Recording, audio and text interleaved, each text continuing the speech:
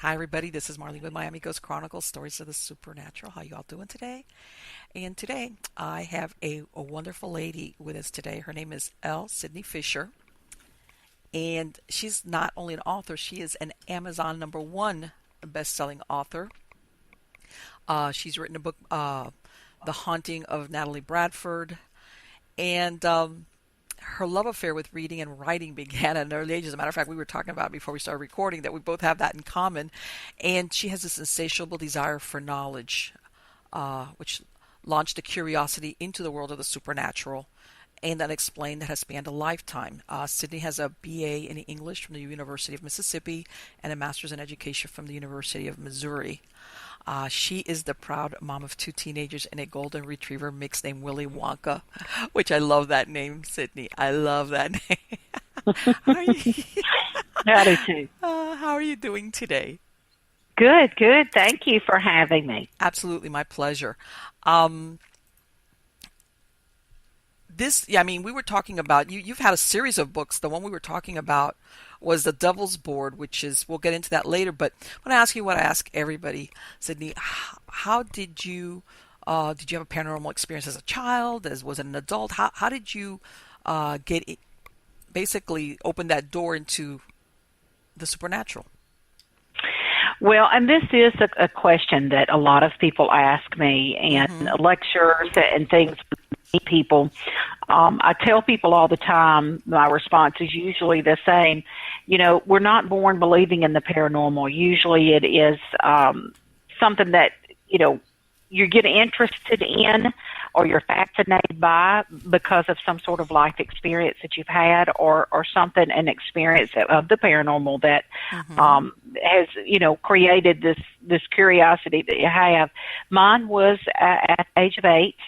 I had a strange experience at Lindenwood, which is the mansion, the home that I talk about, and that is the setting for most of the book, The Haunting of Bradford, which was a #1 bestseller on Amazon, based on true events. Very fascinating story. But that is where my first experience happened there. I was basically in the right place at the right time, if you want to put it like that. Yes. For that type of thing to happen. And all of this stuff was going on already with this family, with the Bradford family, and I just happened to be there and was a witness to some of this phenomena that was going on. Okay. And that created it, and that spawned it, and that just as the years have gone on, and my own strange experiences, it seems sometimes, Marlene, as if I literally was destined to be a part of this whole paranormal world. Yes. It's like I can't get away from it, even if I want to. I understand very well what you're saying, very well. And you know what, Cindy? A lot of people think, well, and I after a while you interview some people, especially when as kids, they have some type of experience. Some are more in your face than others, but you have two types. You have the kind like yourself that it opens a doorway for you and you become more curious and you want to know more. And then there's others that they go totally in the other direction. They never want to have anything to do with the supernatural or the paranormal again. It's like you can't even talk about it around them. So it's because it scares them, I think. Oh, yeah. It was like I never want to, what. Sometimes it's, they do have, especially sometimes if they have to live in a place where when you're a child, you can't move away. You have to endure it. And as they grow older, they don't even want to be in the same room when any type of conversation comes up about the supernatural, the paranormal, a ghost, forget it. I used to work with a girl like that a long time ago. She didn't want to see people in costumes, and it was Halloween. Everybody knew she was going to take the day off. That's how bad it was for her. So, wow. But I understand. I'm like you. Where, even though you might have moments that you're like kind of scared, it's almost like it's the same kind of scare people go to when you see the horror movies. Like, I'm scared, but this is great. Right. And I think the thing that, when you have years and years of dealing with this or being, it seems to follow me around and everything. And when I've researched, I've done paranormal research for over 20 5 years, Mm-hmm. most of my life. And so it's no longer something that really, really frightens me. Right. It's become more of a fascination, and I've had, I have mediumship abilities that Okay. I have developed over the years, and of course, first realized that those things were going on with myself, the clairvoyance and things, when I was around 14 or 15 years old. Okay. And then later I had a near death experience, You NDE, and did. it just absolutely skyrocketed that ability. And so, it's so strange. The veil between life and death is very, very thin. Yes, it is. When I tell people often, look, if I go into a reported haunted location and it's just a few ghosts hanging around, that doesn't bother me really. I'm Mm-hmm. very curious about why they're there. There's Mm-hmm. always a history. I'm a history geek, so I always love to find out the history of the location, and usually that tells me the story and the mystery solved. Exactly. On the other hand, though, when you're dealing with something that is spiritual, that has never roamed the earth in a Yes. human form, Yes. that's completely different, and That, that is very frightening. And I just, I detach myself from those type of situations, mm-hmm. and there's always reasons too that those type of things are going on. Yeah. There's always some reason for this. In fact, already just this week, today is Friday. I'm sitting here thinking, what is today? Today is Friday, and I've been contacted by two individuals already who, usually it's every week, but someone wanting to ask me questions about dark shadows and things that they're going through, and it's always the same question that I ask them, and I ask them after they've told me some things. I ask them, what's going on in your life? Hey, you know what? So many people overlook that as being the Mhm. catalyst sometimes for Mhm. things on a paranormal or supernatural. No, everybody looks Mhm. to the outside instead of looking inward. That's a very, very good Mhm. question right there. Oh, I always ask them, what's going on in your life? What's, what are you thinking about? What have you been dwelling on? What's bothering you? Hmm. And and I said, and it always comes back, to, there's a reason why that these things are showing up and that kind of Yes. thing. And, but anyhow, I've been around with some ghosts for a long, long time, and sometimes they're kind of cool. Yeah, and in my experience, Sydney, a lot of people don't realize that the discarnates are around us all the time. A lot of people think that you have to go to a so-called haunted place to run into a ghost or have a paranormal experience. And there's a lot of discarnates sometimes that are not tied to a location. They might be stuck for a number of reasons. Hmm. And I agree with you. When they're human, even the people that were not so nice in life, and of course they're not so nice in death, sometimes they give off bad vibes because even when they were, I don't know if you've ever been around somebody that just made you feel uneasy. Sometimes you get the same Hmm. feeling when you can run across a spirit like that. But when you're talking a non-human entity, like you said, that has never been human, you cannot negotiate with it the same way you do with another human being, even if it's a dead one, because they don't have a moral compass like we do. And that is Correct. when you're really getting into deep and dark waters. And unfortunately, in my experience that I've done, which it was an excellent question.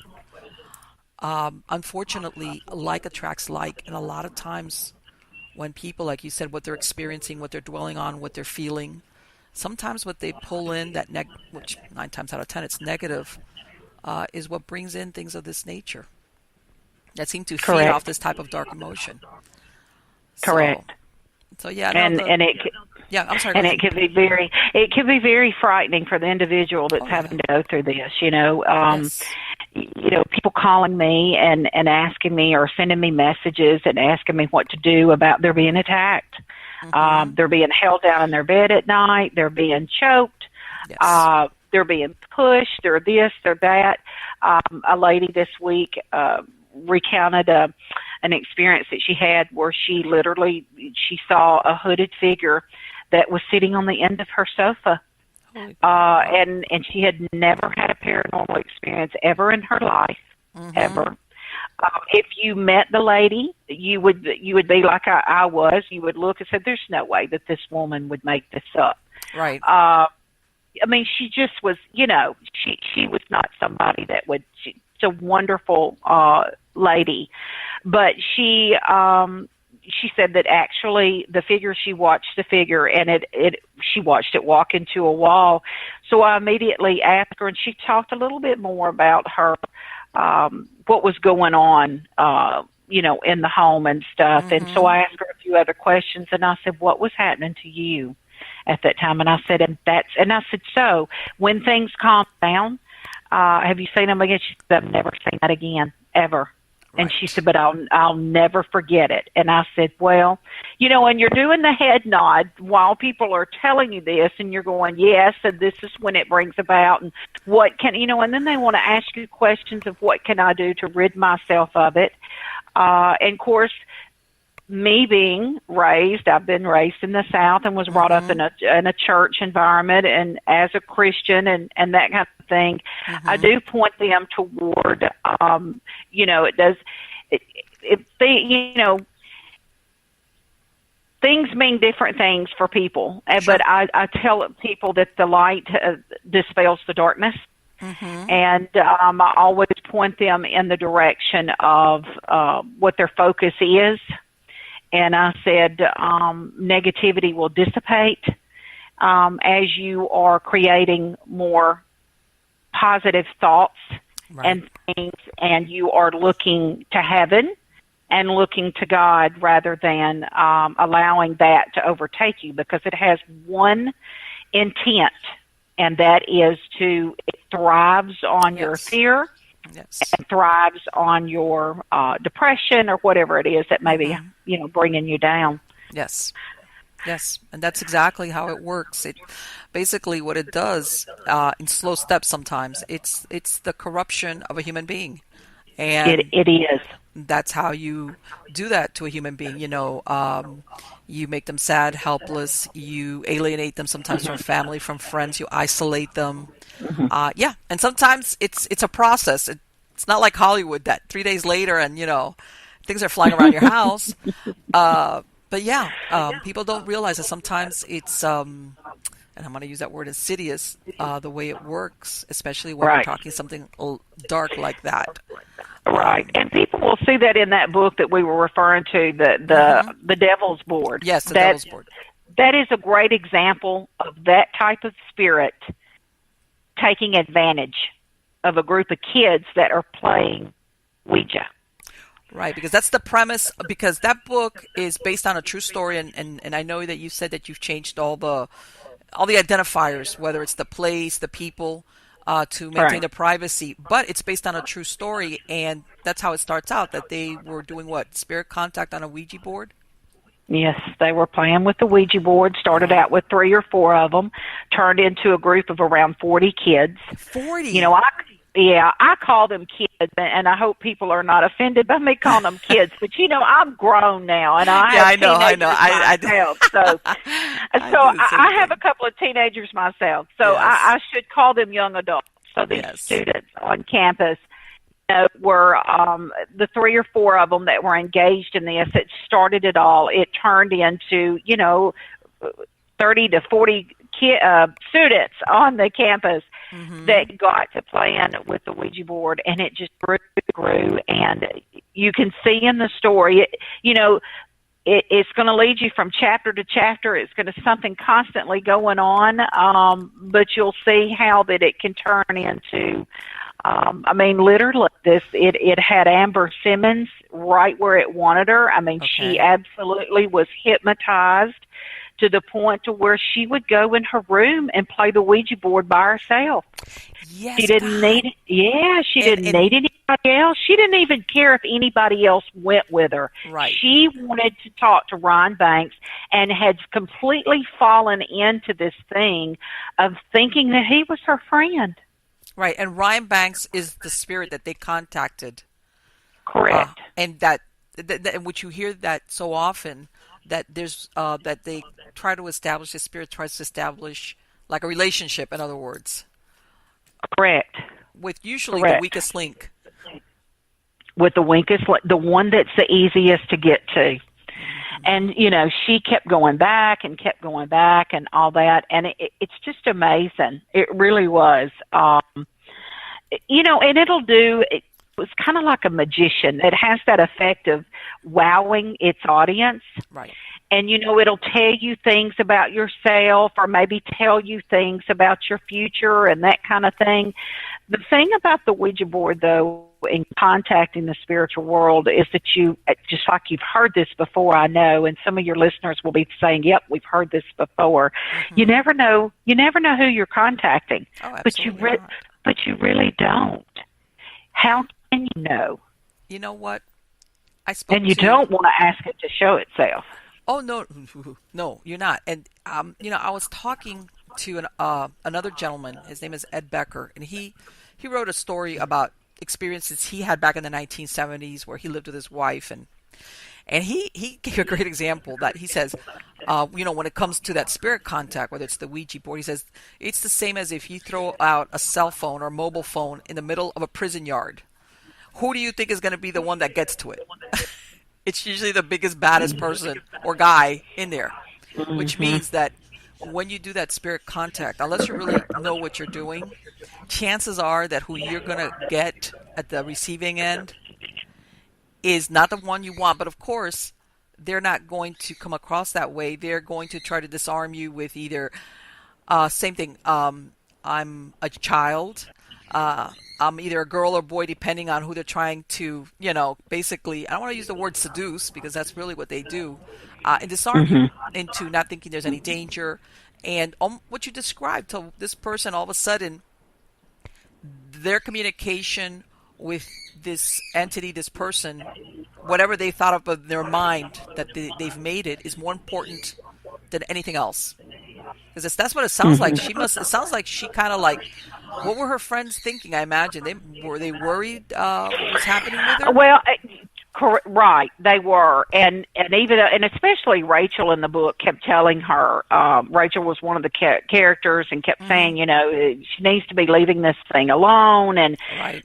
some of the other students within that really close niche group there were 4 or 5 of them there that were very, very close, and things started happening to them, bad dreams, and then bad luck, and all kinds of crazy stuff going on. And Rachel contributed all of this back to this board, and I mean there were apparitions that were showing up. I mean they were having, it was unbelievable. Things were happening in the dorm room, but it was they were all suite mates. Okay. So you had one bathroom there in the middle, and you had the 2 dorm rooms, on each side, so you could open the doors and walk back and forth through the restroom, Right. That joined the 2 rooms and all. They were playing the Ouija down at one end of the hall, but at one point they would come down to Rachel and Josie's room in real life. This went on. They were sitting in that second room there, playing that board, and oh my goodness, they were having furniture moving around the room, coat hangers swinging back and forth in the closet, and it was and the spirit actually got pretty mean. Right. Even in real life, you'll see in the book there is a scene where Amber starts to, taunt the ghost and everything, taunt the spirit. Exactly. And in real life, that really happened. It really happened. So there are elements of that story that are, word for word or scene for scene as it actually took place in real life, that I recreated and set up in the Devil's Board. It sounds like some of them kind of caught on along the way that what was going on was not good, and you had this one girl who was the one that was just oblivious to it. She was, but I think that it was starting to take her over. All right. Literally, and because she, the way that the spirit started out, it started out telling her, I was a student on campus. one time. I was about 21 years old, seems like what I remember him telling. And Right. he said that I got my heart broken. I played baseball. I was a baseball player on campus, and I fell in love with the girl who broke my heart. And then he turned nasty. And he said, and I'm going to make everybody pay for all of the sorrow that I experienced while I was there. Oh, yeah. Wow. And let me ask you yeah. something, Sydney. How long did it take for this to happen? Was it weeks, months? How long did that It was process? months. It was at least 3 months that this was Okay. going on. Okay. And, oh, yeah. And Okay. it stretched out, and it built on. It just got worse. It was progressive. It was progressive, just like a disease of some sort that is Sure. progressive. Sure. It just continued to build until this girl was so consumed with playing the board that she no longer even invited, Stephanie into the picture. She just went and sat down there, and she'd light a candle and. Yeah, and I can imagine that probably once they started pointing out to her, "Hey, what's going on?" She was like, it's like I'm going to do it even more. In other words, she was on this. This was her friendship or her relationship with whatever was more important than the connection with the real humans, her friends, especially once they were pointing out to her. I imagine, "Hey, what's going on?" Or "Don't you realize what's going on?" It's like you're Yeah, all she jealous of my did. great relationship. I know that sometimes when people are, when they're in that state, whether it's influence or oppression, that's what happens where their perspective on reality is not quite there. They kind of start getting that "you're against me" kind of mentality. Right. And even at this particular campus, Mm-hmm. students still play with the Ouija board. And it's so crazy even Yeah. after I was doing all the research on this particular story, I had people coming forward that were kind of putting two and two together and saying, well, let me tell you about what happened to me and all this kind of thing. So it was, it just never stops there. And I tell them all the time, well, we remember that we've heard about this and over the years. So, I mean, the legend of Ryan Banks, it still lives in, Right. around that campus. But it makes you wonder also how many of them, Sydney, maybe kind of put it in the urban myth, like it's real, but you Right. understand? They kind of like, oh yeah, because that happened, what, in the 80s, right? In the 1980s? It did. Hmm. Okay. So some of them might think, oh, oh, whatever. Yeah, they think, oh yeah, but they kind of like all things, it's lost in translation over time. And Right. but Right. yeah, and that plays out a lot more. And I'm not gonna ask you any questions and do any spoilers on the book so that people can go and get it, because I think it's just that it's based on something that happened, which by the way happens a lot more frequently than people think, because It now does. a lot of this paranormal shows, because even back in the 1980s, yeah, they had a couple of shows, but there wasn't like all this thing that they've got now with all these reality shows, that are tied into paranormal investigations and stuff. Um, and people don't realize that unless you know what you're doing, or in some cases, depending, like what you said, what's going on in your life, you might be really vulnerable, and this is the last thing you want to get involved Hmm. in. Hmm. Um, Absolutely. And everything that I write up to this point has been inspired by true events. The book "See No Evil," the Bradford series, hmm the Phoenix Mission is the Phoenix series is, of course, now that is a military themed Okay. project, and it was based on research that I done. There is Seth Phoenix is a fictional character, but hmm many of the scenes and the actual research and things that are in the book are Okay. authentic, and it is based on our military, the United States Army, uh, you know, conducted research into paranormal remote viewers.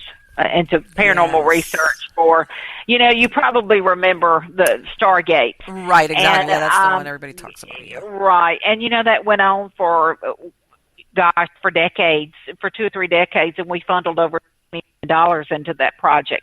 Some people still believe that that still goes on. The research, I would not doubt that at all. And I won't say too much about that because I don't want anybody knocking at my door. And it was so funny. I swore, you don't want any men in black going, come with us, ma'am, please. I know. And it was so funny because when I was doing all that research, I started to get paranoid because of, my browsing history. Oh, and it was so funny. Isn't that bad when you start worrying about stuff like that? You're thinking how much, it's like, this is this is like, even though you have this internal dialogue trying to talk yourself out of it, in the back of your mind, you're thinking, but what if? Exactly. And, I kept going, oh, my Lord, the FBI is going to be knocking on my door going, who are you and what is wrong? What are you doing? And, it's the coolest research ever, though. I absolutely loved that project. I absolutely loved it. That is a fascinating series. And, of course, Russia had their own. They were more of a big believer in ESP they really and were. PK abilities and doing all that, I think. Even though they made that movie, Men That Stare at Goats, I think it was, with Clooney. And I know that Hollywood sometimes does their own version, which has very little to do with the reality, but I mean... Right. But there definitely was something to all of that. And so, but that is it's a really fast action book, supernatural suspense. It's a cool story. If there are men on your listeners that are thinking, I'd like to do read a little bit about psychic development and that's one of the best projects. I had a lot of fun doing that. I spent about 3 years doing the research on that. So that was a lengthy project, but I've absolutely loved it. It's been a bestseller consistently always. If people, if they go to the website, lsydneyfisher.com, they can click on that last page there, and there's a blog where I've actually posted things too as I do research that maybe don't become books. Right. But there's things that they can take a look at where I sometimes will go on road trips and I will go into hotels and different places and I'll tell you and I post some pictures. It's something that I'm doing with a group of empaths that I have. It's absolutely wonderful. I've contacted 2 or 3 other empaths that I have talked to and we partner together. So I take them with sometimes, and tomorrow we're going to visit. This will be my second time visiting this haunted location. It is an antebellum home, was a plantation home. Okay. But very, very haunted. And the little girl ghost has not been seen or heard since about the 1980s. Really? But, used to, they could hear her. Now, that is per the owner of the home, says that she personally has not heard. Now, tourists that have come there, they may have said that they have heard something. But she says, me personally, and she lives in the house, and she says, I haven't heard the little girl calling, and she would call Mama. She's calling Mommy, Mommy. She died when she was only like 4 or 5 years old, and she died on the staircase. She strangled between the spindles on the stairs. Oh, my God. Yeah, on the railing. She got her neck in that. Oh, my God. Yes, a little girl. This was in the 19th century, and they say, I've seen her bedroom where the bed is sunken in. They say where she lays down sometimes, and the covers, will be in disarray. Sometimes it'll be wrinkled. Okay. From where it looks like someone has laid, and there's absolutely no explanation for it. That's gone on for years and years, but not too long ago, I visited this location, and it was just amazing at the activity I picked up on my EMF,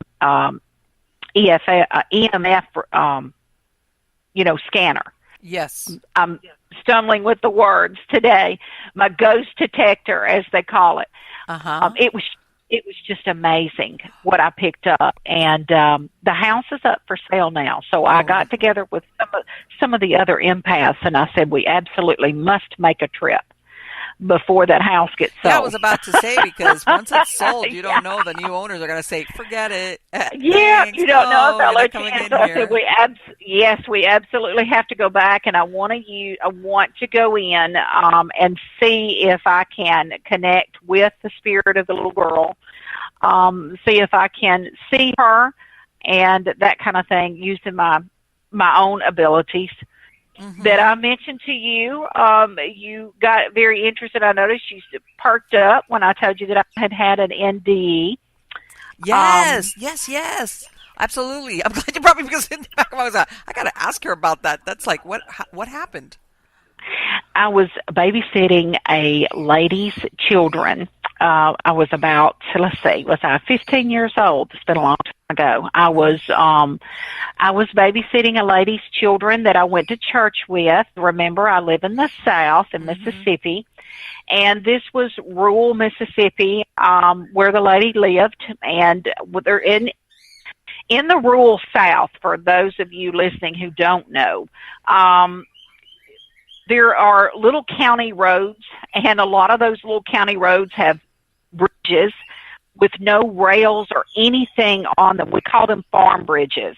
Okay. So you drive over it, and it's a one-laner. So you better be very, very careful when you're going across it, and you hope that you don't meet a car coming the other direction, because somebody's going to have to stop. Right. You both can't go over that bridge. But I was traveling home. It was about 10 o'clock at night, and I had never been across the bridge. I'd only been across it the one time going to this lady's home. Okay. And I was going home. It was very dark, and I could not see. There was there's no lights out in the rural Mississippi. There's no street lights. Yes. And I came upon it very quickly and went off the side of it. So a 3,000 to 4,000 pound car turned upside down. Oh yeah, and crashed into a creek that was a 30 to 40 foot drop.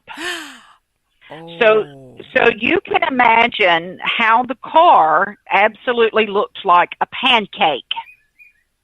When the wrecker service came later and actually picked up this car and lifted it out of this creek, I drowned. I literally did it land on? Yeah. Upside down? Yeah, it was upside down. It was upside down, and I was suspended in the car. Yeah, I was suspended in the car, broke every glass in the car, but I didn't know that. And I, of course, hit the windshield. So I'm hanging upside down, and all of this water is coming in, and it's a Mississippi red bank, muddy bank. My God. And mud is everywhere, and sand. So if you open your eyes, you can't see. So you have no time to take a breath or anything. And there it is.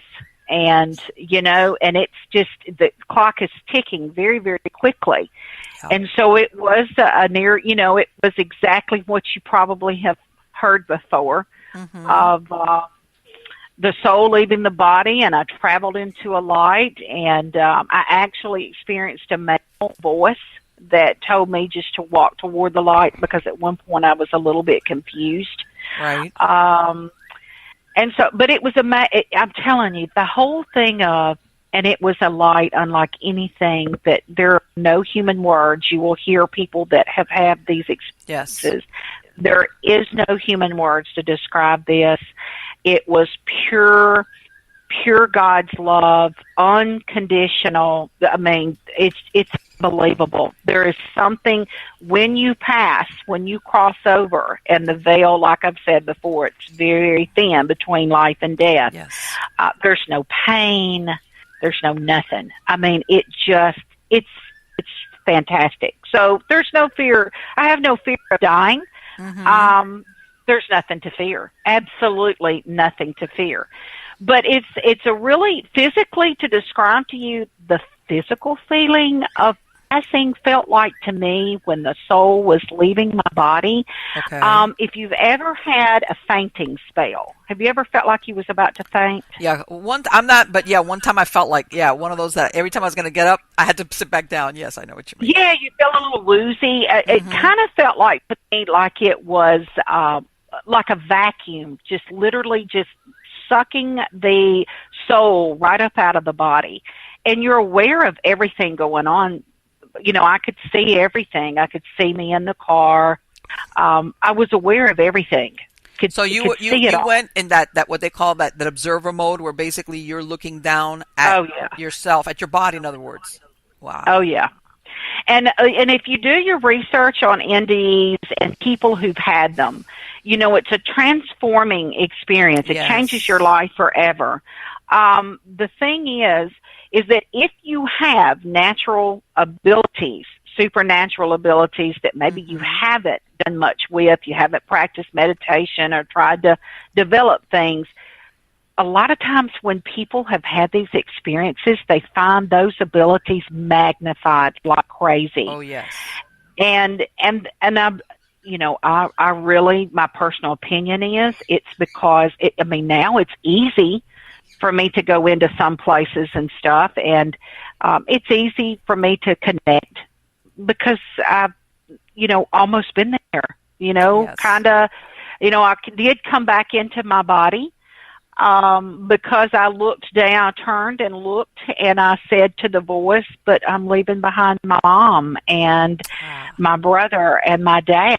And I am not kidding you. In a blink of an eye, it's like all of a sudden I became awake, and my body was floating out one of the windows in the car. Wow. Oh yeah, and then I had to climb up a 30 to 40 foot bank, and my fingers were bleeding, and it was And you unreal. know what, And Cindy? I That's what I hear a lot of times, that people that come back, it's because of the people that they're leaving behind, not because they don't want to go, but they think of the sadness and the pain for the people they love that are going to be left behind. hmm and that saying where people say sometimes, and I've said this a lot myself about, I love the feeling of coming home or feeling at home somewhere. When you pass over, that's that expression. You literally feel like it's home. I Yes. mean, it's the most wonderful feeling ever. So, um, yeah, definitely. And to your, I hope that your listeners will take a look at some of my books on my website at Hmm. lsydneyfisher.com, because I'm going to start very soon a new series Really? called the Celestial Series. Okay. And it's going to have some quick reads, some Kindle short stories, or, it's the type of stuff you can be sitting in the airport and you've got a layover and you're like, I just Yes. need something quick it's inspiring, it's not too spooky, scary. L. Sidney Fisher writes the spooky, scary stuff, so you'll still get a little bit of that, but at the same Sure. time, I want it to be something that deals with the light and that supernatural aspect as well. So Yes. some lifting up as well. Absolutely. Well, you know what? And unfortunately, Sydney, the lifestyle that now we have, where basically so many times we're multitasking, so we take the opportunity whenever you can, especially if, whether it's the reading, and if you can't read because of where you at, actually being able to listen to something audio, it's great, hmm because hmm that's the compromise I think that we make, because at some point, um, I don't know about you, but sometimes I don't want to see the news. I don't want to like, I want a little bit of escapism. Uh, and I think that for a lot of people, myself included, it's a stress buster. It's relieves your stress when you kind of like let yourself get into the story and just go wherever it takes you. And that's I think that's we always need some type of stress relief. We sometimes too much reality is not good for a person. Like how women, they say, when things go wrong, what is it? When things get tough, the tough go shopping. Well, in some cases, I don't know, but to me, getting into a good story, uh, just it's like, to me, it's refreshing, and sometimes that's how you have to do it. I mean, we talked about this even before we started rolling. I've been a reader since I was a kid, but as I grew older and I had responsibilities, and I always used to have books, and sometimes I wanted to get into longer and more, uh, you know, novels, for lack of a better word, but I didn't have the time. And nowadays, it seems that despite all the technology, sometimes that's what we need. We need different ways of accessing that the story, whatever the story is. And I love supernatural stories. You're right up my alley. I'm telling you, your brand of writing is fantastic. Sydney. Oh my God, did I lose her? Oh. Oops. Let's see if I can get her back. Okay, folks. Let's see if we can get Sydney back. Sydney. Oh my God. Sydney. I'm on. Can you hear me? Yeah, now I can hear you. Oh, thank God. I thought I'd lost Yay. you. Yay. Yep. It's just that paranormal stuff trying to take place, trying to mess us I up. have done shows that I've titled Paranormal Sabotage, so believe me, I know what you're talking about. Yes. Yeah. Mm-hmm. It's weird because I had not touched a thing, and I actually looked up, and I heard you saying that, and I made my screen come up, and my microphone was off, and I said, okay, who did that? Yeah, exactly. All right. I would say, if you're doing any type of writing about any of these government type of stories, it's like, it's the men in the black doing something exactly to throw off your audio or your electronics. Hey, let's get a little paranoid here. I hate to say it, but sometimes that's what it drives us to. Now with so much technology, you feel like but the only place I have privacy is inside my head. So Sydney, that's great that you've got that going. So it sounds like you're just talk about multitasking. You have stories that come out, and you're already working on one, and then you already got the next one planned. So you always got some projects, more than one going on. That's what it sounds like. Yes, you have stuff, as a writer, and I've been a writer since, I was around 8 years old, like I was telling you, and you and I both love of reading, and yes. That's kind of what birthed, as you read in my bio, that's kind of what birthed L. Sydney Fisher, the writer. I've always loved to write, loved to perform on stage, that kind of thing. The writing, even though, things took a turn for me as far as acting and theater, the love of writing has never, ever gone away. And just the curiosity with the supernatural and all of these things, it kind of just makes you feel like, or it does me personally, that this is what I'm supposed to do. Yes. This is my story. With the clairvoyance is absolutely wonderful at times when I'm able to help someone heal, who's going through grief, a loss, and that type of thing. I don't, take money or publicize that or whatever. I'm just sitting here telling you this on the Miami Ghost Chronicles. But I do not, I never have, publicized to that I have those abilities. But occasionally someone has approached me, and it's been certain circumstances.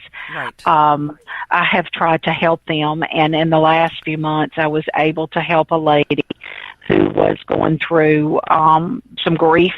It was terrible, and I was able to connect with her grandfather, and it was absolutely wonderful, and she's much better, and that's what it's all about, being able to help people heal. And you know what's the thing is this, and a lot of people don't realize that when you get into that type of work, you have to be very unselfish, because it can be very draining, because especially when people, depends on what's going on in their lives. Sometimes it's a crisis in their life at that moment. Sometimes it's things that they've been dealing with for years. Okay. And bottom line, usually there's a lot of pain underneath it all. Even if on the outside it looks like a supernatural or paranormal occurrence, when you start getting into some of these cases, sometimes there's pain, there's loss, a lot of stuff. And for somebody that gets involved in that, trying to help somebody, people don't realize that can be very draining on the person helping them.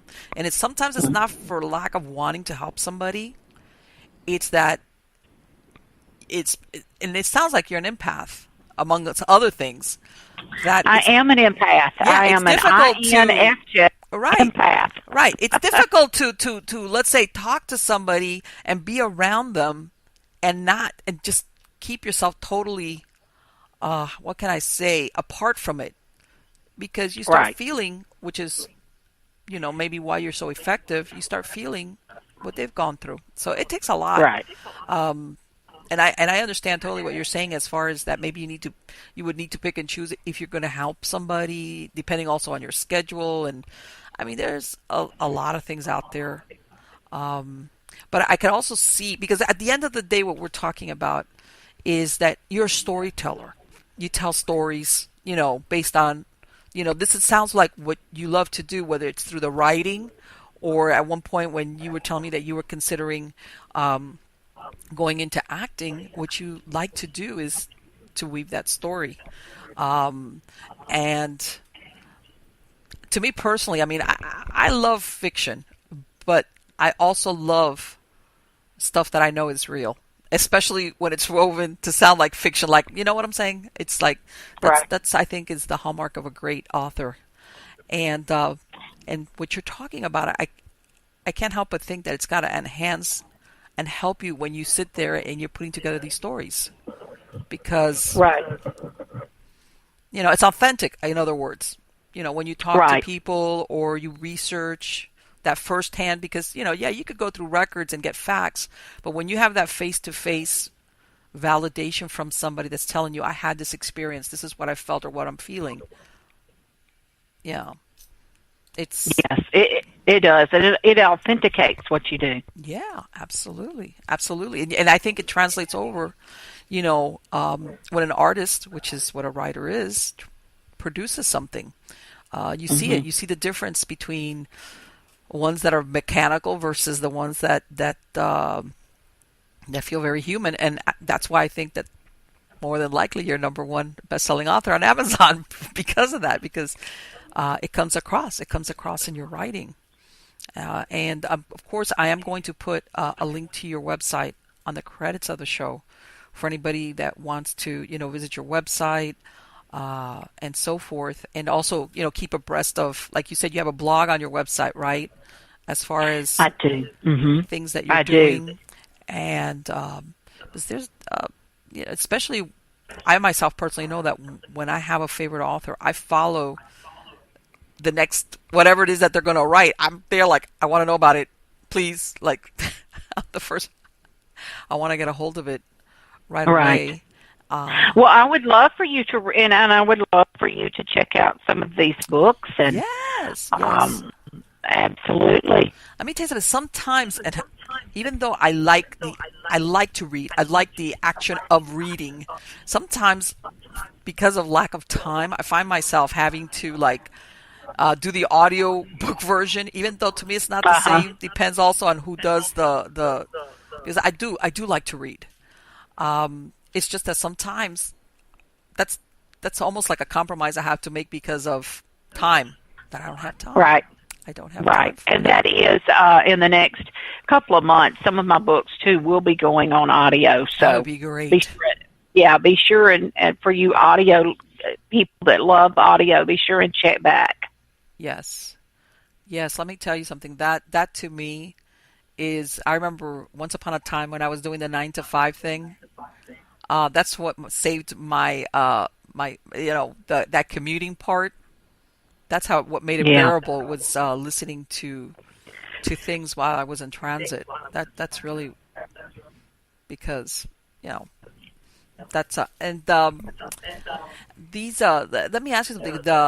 I know you told me that for this book, for the Devil's Board, you had actually been even though, like I said, you had changed all the identities of everything. You had mentioned something to me earlier about that you had actually spoken to two people that attended that college during that time, and they told you independently about something that happened. Well, if you could repeat that.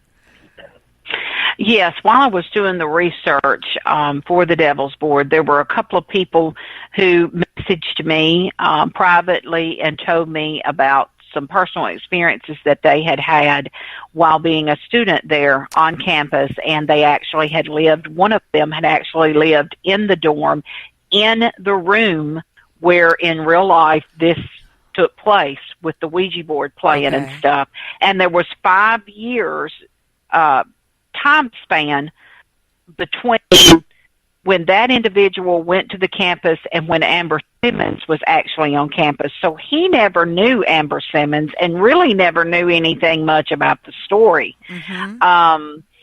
You know, she had left the campus 5 years before. Then he came along and ended up in her room, and it was just so odd because he got into a conversation one night on online, and he was sending me some messages, and he said, you know, I lived in this dorm and was in this room, and that was a very dark time for me, and he was telling me some different things about some things personally that he was going through, and he said it was the strangest thing because everything seemed to be fine until I moved into that particular building. Well, I never said a word about the room or the name of the building or anything.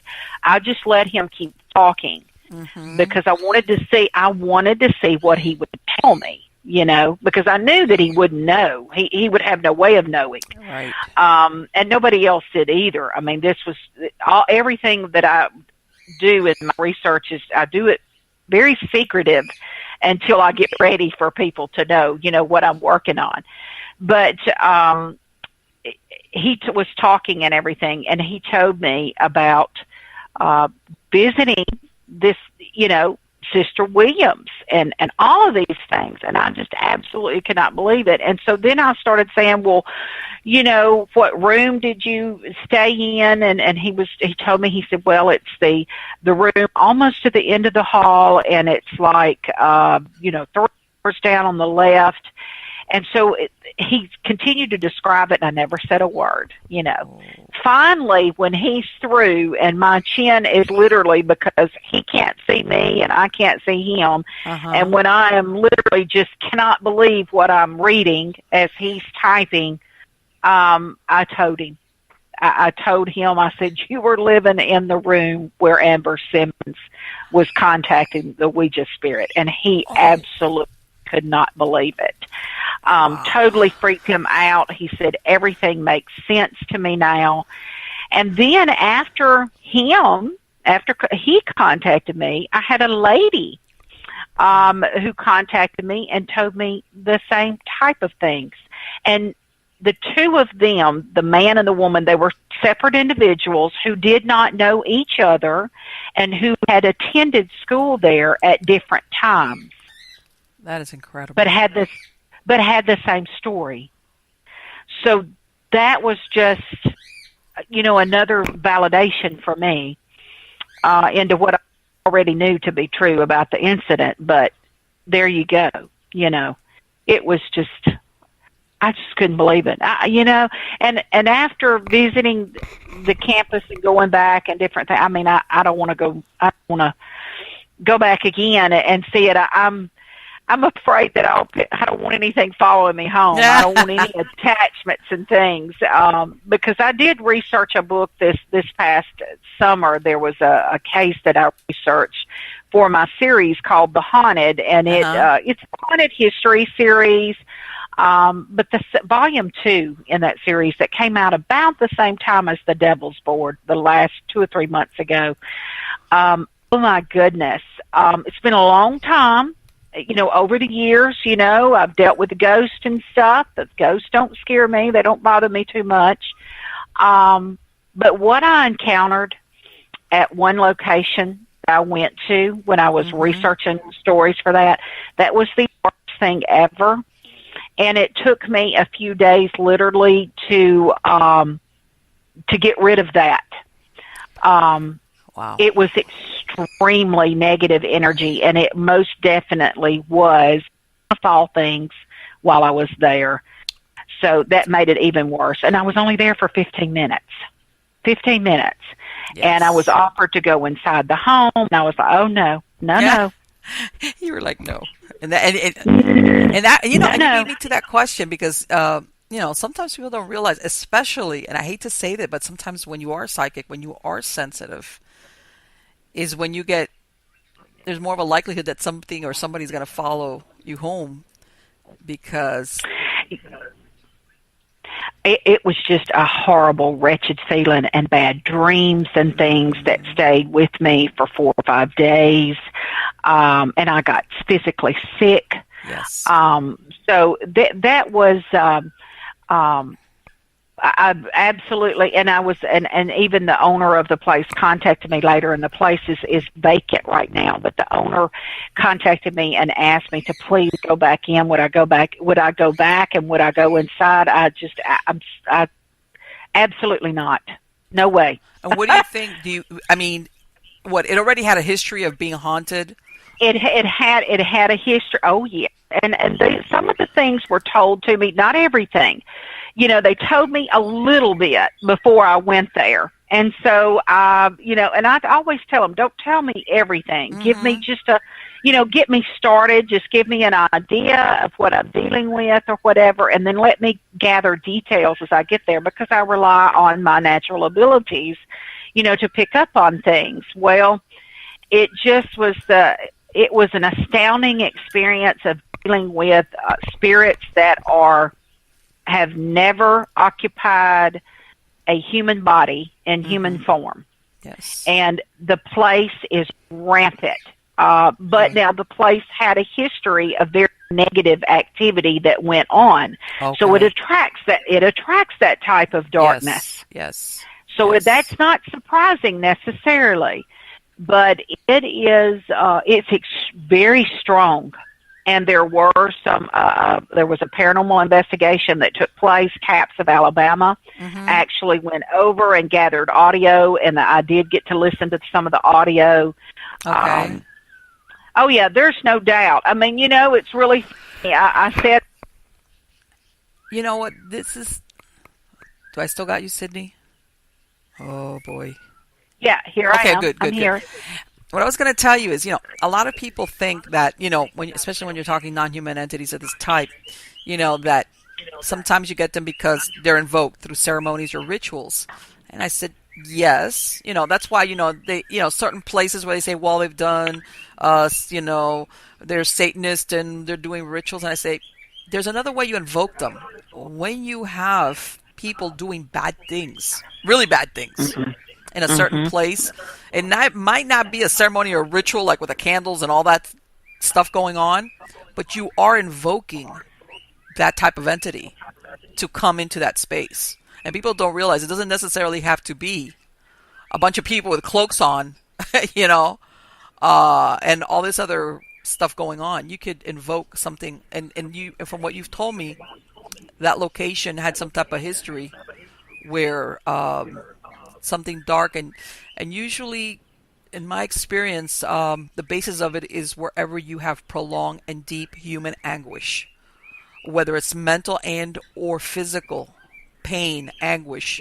This is what opens the doorway a lot of times for this type of entity to come through into our plane. And then they, people like you, they desperately want to see if they could wiggle in. And something one time, this happened I want to say maybe 5 or 6 years ago. I was in St. Augustine, which I've gone through a million times, and I went to the Tolomato Cemetery, which is the oldest cemetery in St. Augustine. It's closed down, and I went there after dark, and I was on the outside, and I've been there a million times.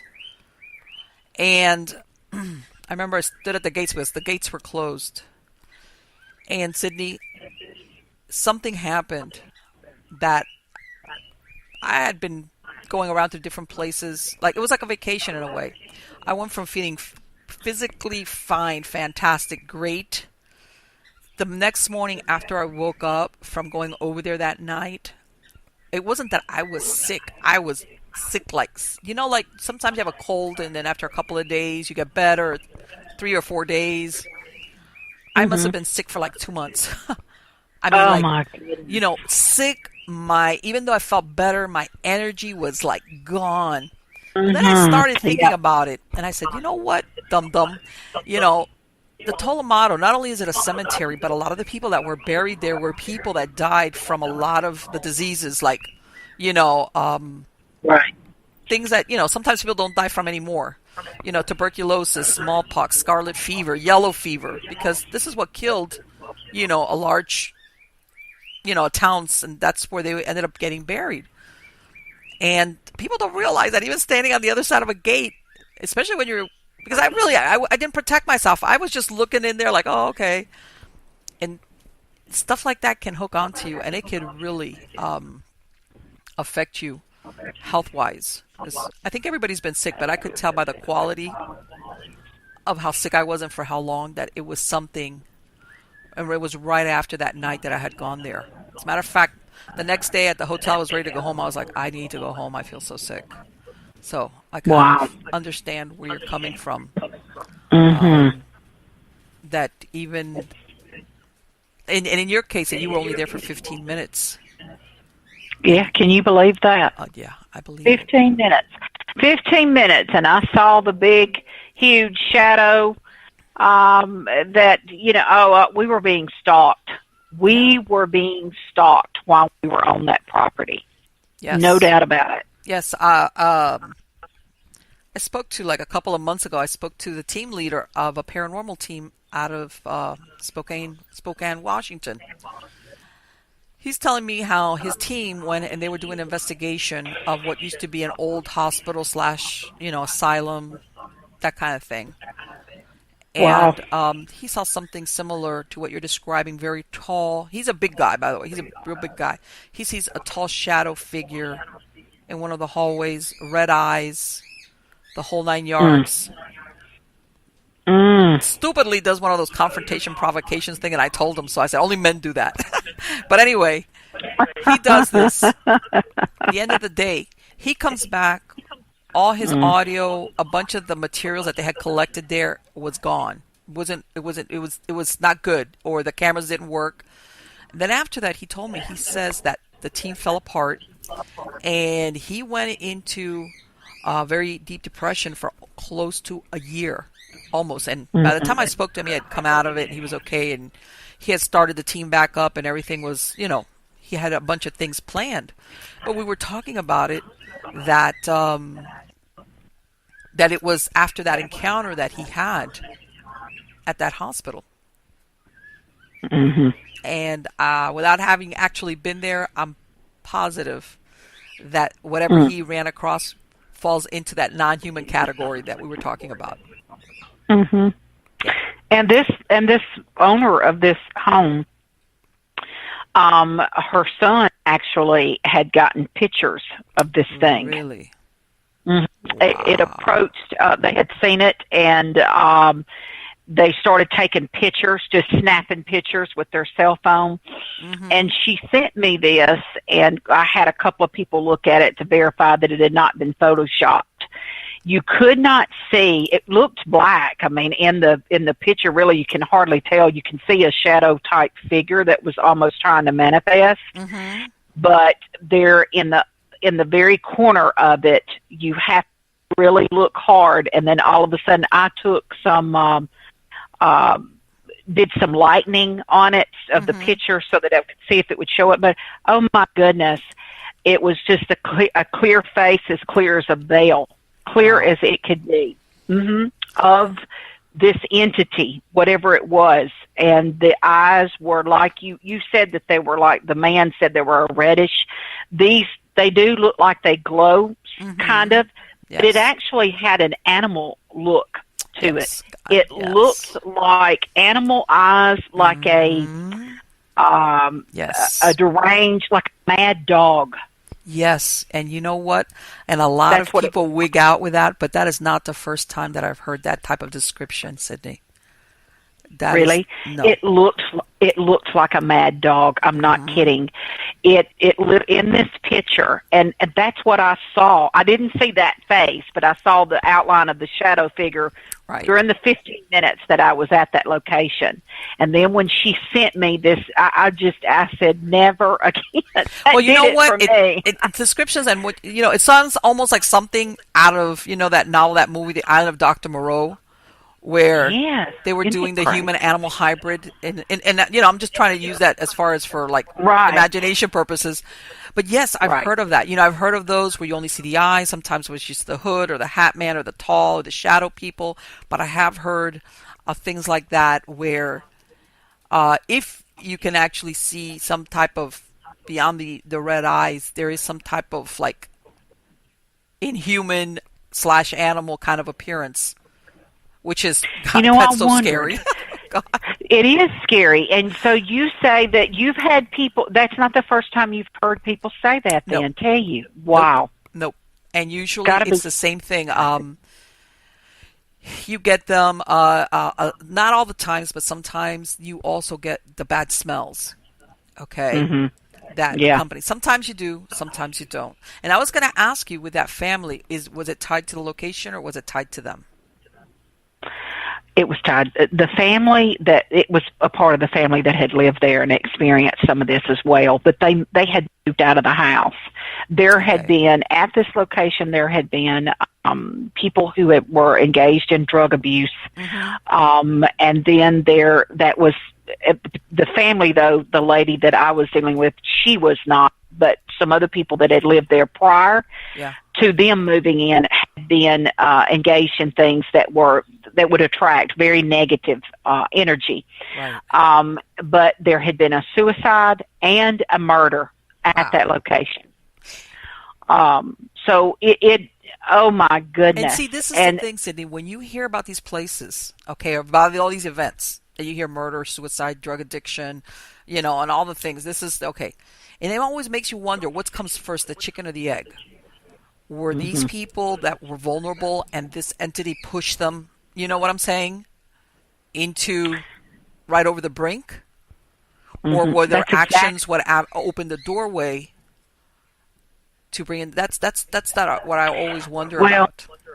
The suicide situation, if you pick up that book, if you pick up volume 2 in the Haunted series, it's on Amazon. If any of your listeners go to lsydneyfisher.com, all my books are on the front loading page, so you can click on any of it. But volume 2, they're all on Amazon as well.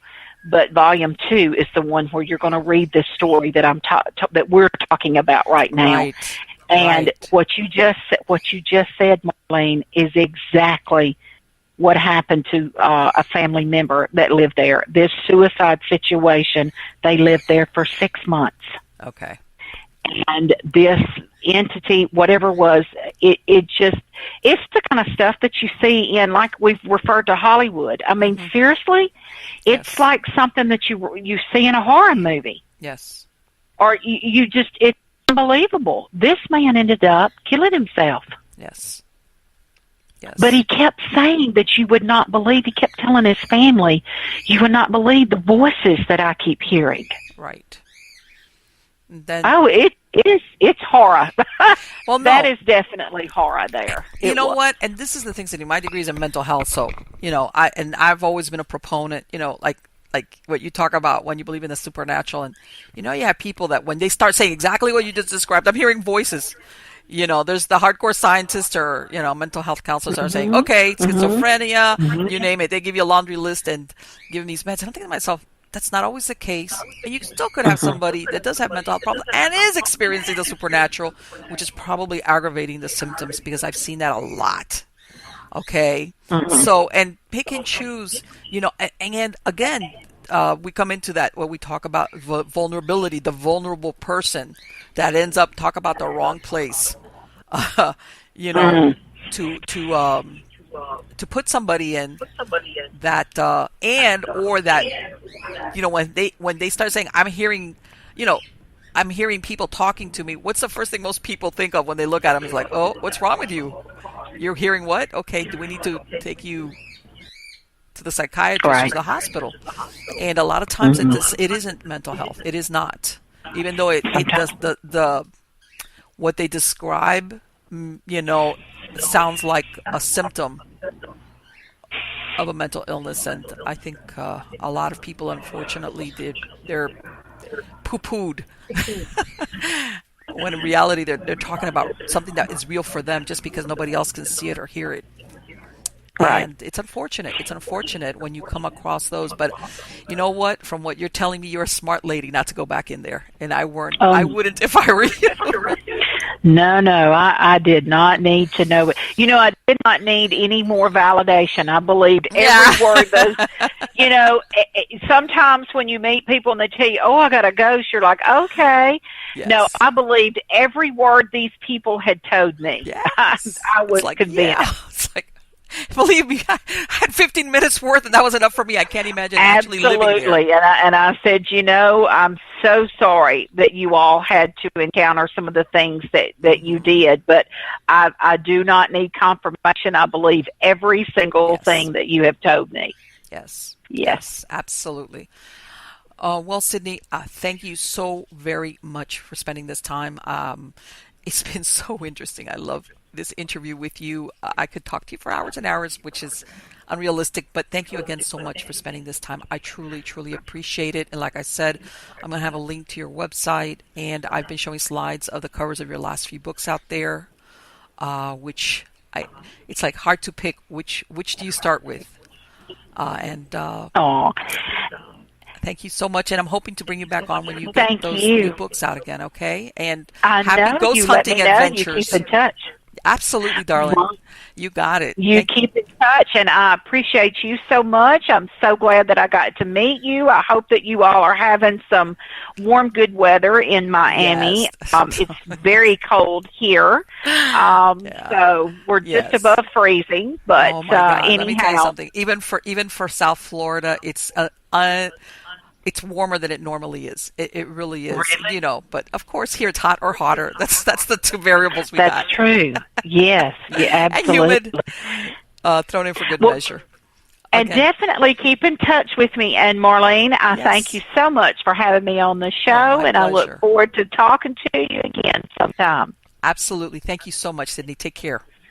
Thank you. Bye-bye. What a wonderful lady. Isn't she great? I love it. Let me tell you something. I'm not kidding. She is an author after my own heart. We were talking right before we started rolling. We're talking. Yes, I'm going to let my dweeb out. I was a reader. I was a nerd. I was a nerd before the term nerd became known. We were talking about, that when I was 7 years old, I would hassle, my mom, take me to the library, and I would walk out with 10 books. That was every week. Yes, I was a bookworm, officially. And we were talking about it, and I was saying, I think that if there's one addiction that I could say I am addicted to, it would be to reading. And even now, sometimes when I listen to things, I do it because if not, I can't get to the story, but always my preference has always been to actually reading the stuff. And I could tell you, because I was looking at some of the storylines of some of her books, and it's like, oh my God, like I wasn't kidding. Like, where do I start? Which one would I start with? Because it's like, yes, based on true stories with a supernatural slant, but well written so that it pulls you in and makes you want to leave the light on when you go to sleep. That kind of, what can I say? But yes, absolutely. I think you should check out her book. She's a #1 Amazon author. Okay. And not on one book, on several books, on several series of books.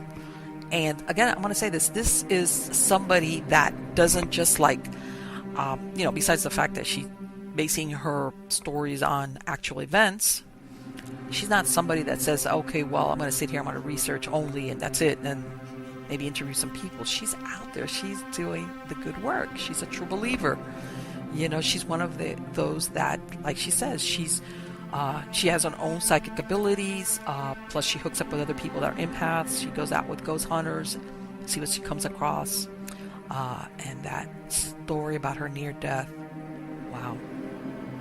Okay. And that's not the first time that I've heard that description of what an NDE, the positive side of it. And again, what I mentioned, that most of the times when people come back, sometimes I've heard where they're sent back, but 9 times out of 10 it's usually because they think about who they're leaving behind, and they don't want to. They know that their death will cause that person pain, like her parents and her brother. It's almost like a choice that you make, and in that instant you make that choice and things switch out. And I think I'm gonna look into her books. I'm gonna look at the new ones she's got, just because, like I said, because of her background, her stories. I bet you she's got, because this is, believe it or not, for a writer, for a storyteller, because that's what she is. She writes and she tells that story. This is the fodder. Okay, when you go out there firsthand, you have your own experiences, you talk to people, they tell you either what they're experiencing right then or something that happened to them a while back. And like you said, some people, no, I'm going to say most of the people, when they say things, are being truthful. Yeah, especially when there's either one, they want to keep their privacy. I mean, there's nothing in it for them to gain out of telling you a story that's not true.